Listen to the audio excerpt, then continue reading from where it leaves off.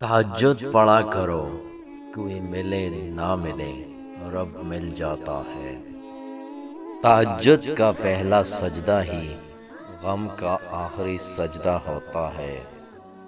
کون یہ کہتا ہے خدا نظر نہیں آتا، وہی تو نظر آتا ہے جب کچھ نظر نہیں آتا۔ رسول اللہ صلی اللہ علیہ وآلہ وسلم نے فرمایا، قیامت کے دن تم اس کے ساتھ ہوگے جس سے تم محبت کرتے ہو۔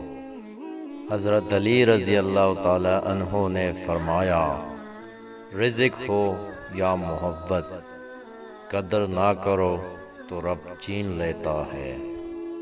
قرآن پاک بار بار کہتا ہے، نا امید نہ ہو، کمزور نہ پڑو، غمگین نہ ہو، بے شک اللہ ہر چیز پر قادر ہے۔ عمل کے بعد نتیجہ نیت کا نکلتا ہے اور لوگ سمجھتے ہیں قصور قسمت کا ہے۔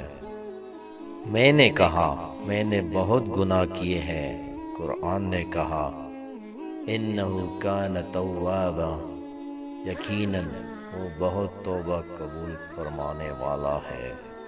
سجدہ کرتے وقت یہ سوچا کرو کہ ہم سے بڑا گنہگار کوئی نہیں اور اللہ سے بڑا مہربان کوئی نہیں۔